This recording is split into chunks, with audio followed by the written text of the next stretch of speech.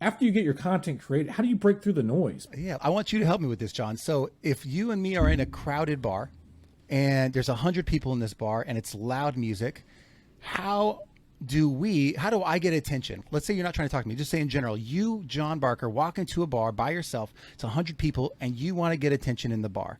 What are you going to do? If I needed to do it, I could jump on the table and start screaming at the top of my lungs and dancing with my shirt off. And what do you think the reaction to that's going to be?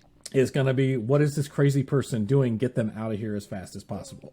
So that, I would say, is most people's reaction is, I guess I need to be louder and more obnoxious, stand out. That goes back to what I was saying before about the controversial aspect gets attention online. Look at what gets shared in the memes. But go ahead. But that's the wrong kind of attention from the wrong people. Now, if I say, hey, John, how do you talk to one person in that loud bar, the right person? What would you say? How do you talk to them in the middle of a crowded bar? You're usually, if it's a crowded bar, you're yelling in their ear.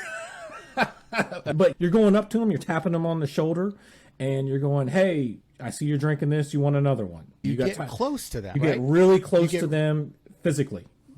You get close to them so you don't have to yell. You get really close, and if that gets awkward, you move to somewhere in the bar that is slightly quieter to have a more intimate conversation.